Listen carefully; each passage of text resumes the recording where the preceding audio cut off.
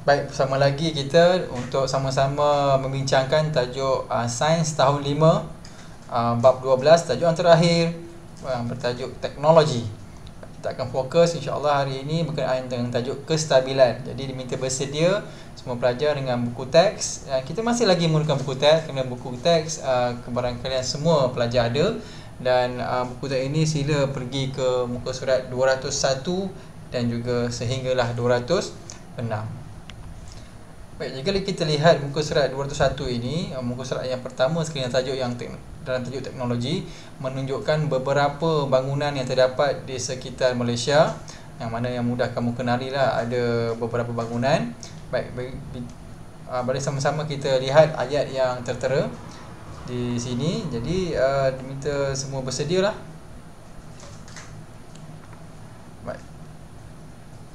Struktur dan binaan yang terdapat dalam gambar ini adalah kuat dan stabil. Ingat poin ya, kuat dan stabil.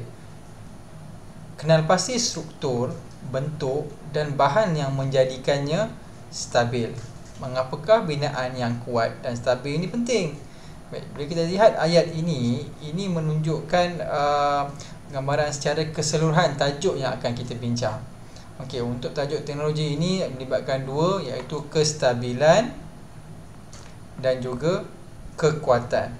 Jadi sebab itu kita kena fokus stabil dan kuat. Sebab bangunan yang kita nak bina menggunakan teknologi perlu melibatkan dua elemen ini. Sangat penting ya, kuat dan stabil.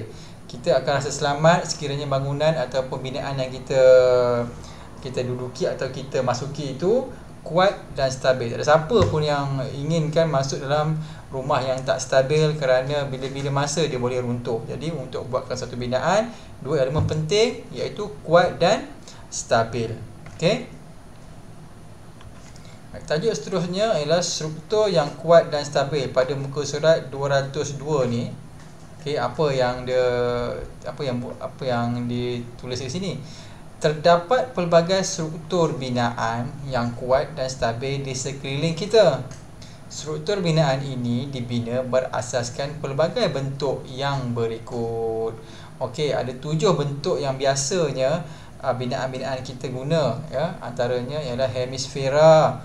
Kita tengok ya, pusat sains negara ni bentuk hemisfera yang menggunakan konsep atau pembinaan berbentuk hemisfera.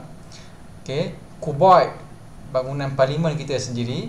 Silinder, menara kembar KLCC ni konsep menggunakan bentuk silinder. Piramid, masjid negara, jika kamu perasan bentuk piramid ini adalah bentuk yang digunakan sebagai asas binaan ni. Okey, yang lain juga ada juga bentuk sfera, kubus dan juga kon. Antara kesemua-semua ini adalah contoh-contoh bentuk yang diguna pakai dalam binaan yang terdapat di dalam dunia ini. Itulah bentuk-bentuk asas. Okey, ada 7 bentuk asas ni. Okey, bentuk-bentuk lain yang turut digunakan untuk membuat binaan ialah kon, kubus dan sfera. Ini yang kita tanda ni. Okey, yang famous biasanya piramid, silinder, kuboid, hemisfera. Kebanyakan bentuk-bentuk dibina berdasarkan bentuk-bentuk asas ni. Ada juga yang dibina berdasarkan bentuk sfera, kubus ataupun kon. Baik, seterusnya, bangunan-bangunan di atas dibina menggunakan binaan bentuk-bentuk untuk menghasilkan struktur binaan yang kuat dan stabil. Semestinya binaan mesti kuat dan stabil supaya selamat untuk diduduki. Struktur yang kuat dan stabil ialah struktur yang teguh, kukuh, mantap serta tidak mudah roboh, goyang atau rosak. Ini elemen-elemen binaan yang perlu kita ambil berat sekiranya kita ingin membina ataupun membuat struktur yang baik. Okey, bolehkah kamu berikan contoh bangunan lain yang menggunakan bentuk dan struktur yang kuat dan stabil? Paling senang sini rumah kamu lah yang kuat dan stabil, ataupun sekolah kita kuat dan stabil. Elemen-elemen ni penting kerana untuk menjamin keselamatan kita, penghuni bangunan tersebut, dan juga agar bangunan tersebut kekal kekal lama. Okey. Pada muka surat 203 ini adalah faktor pertama sekali dalam binaan, iaitu faktor kestabilan objek. Mari kita lihat apa yang terdapat pada muka surat ini. Okey, gambar ini menunjukkan perbualan di antara juru kamera dan juga satu keluarga. Okey. Tripod ini hampir nak tumbang. Oh, tripod itu tidak stabil. Okey, tripod ni yang memegang kamera ya. Okey. Baik. Objek yang stabil tidak mudah tumbang. Poinnya, objek yang stabil tidak mudah tumbang apabila disentuh atau ditolak dengan perlahan. Maksudnya dia stabil lah. Okey, tak mudah tumbang. Perhatikan objek-objek di bawah. Apakah faktor yang menyebabkan objek tersebut stabil? Okey, objek apa? Okey, bas satu tingkat, bas dua tingkat. Mana yang lebih stabil? Bas satu tingkat ke ataupun bas dua tingkat? Okey, penerangannya, ketinggian merupakan salah satu faktor yang mempengaruhi kestabilan objek. Okey, ini paling penting. Ketinggian, faktor mempengaruhi kestabilan objek. Objek yang tinggi seperti bas dua tingkat kurang stabil. Okey, bermaksudnya yang ini lebih stabil daripada bas yang dua tingkat. Okey, bas dua tingkat lebih stabil daripada bas dua tingkat. Sebab apa? Ketinggiannya rendah. Objek yang tinggi seperti bas dua tingkat kurang stabil. Maksudnya lebih tinggi sesuatu objek itu lebih kurang kestabilan, lebih rendah kestabilannya. Okey. Contoh yang kedua pula, pasu A mempunyai luas tapak yang lebih besar.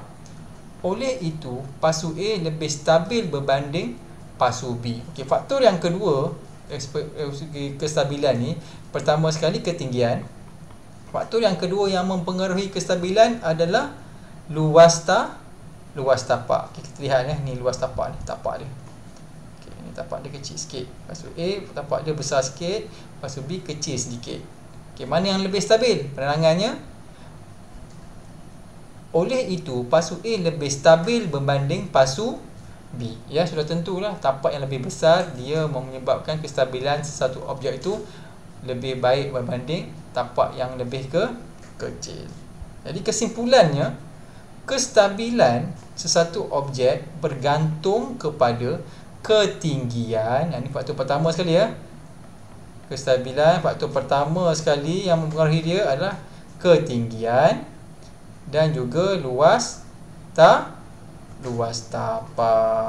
Okey, kestabilan, dua faktor yang mempengaruhinya adalah pertama sekali ketinggian, yang kedua sekali luas tapak. Okey. Jadi kita boleh ringkaskan di sini, faktor yang mempengaruhi kestabilan ada dua. Yang pertama ketinggian, yang kedua luas tapak. Macam mana ketinggian ini mempengaruhi kestabilan? Okey, ayat dia lebih kurang macam inilah. Lebih tinggi objek, kestabilan berkurang. Lebih rendah objek, kestabilan bertambah. Okey. Dari segi luas tapak pula, lebih besar luas tapak, kestabilan bertambah.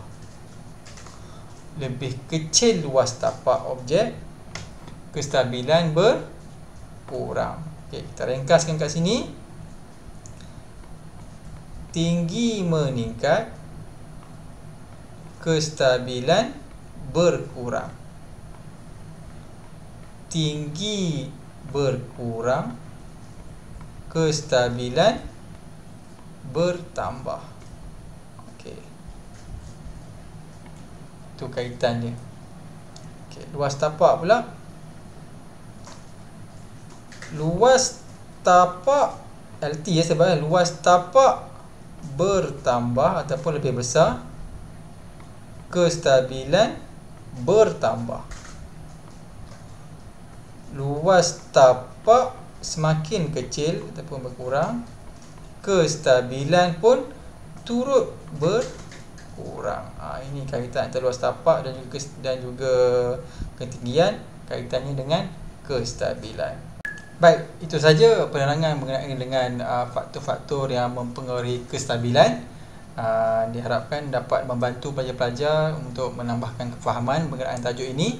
Dan untuk belajar tentang satu tajuk lagi iaitu kekuatan, boleh kita bincang di video yang seterusnya.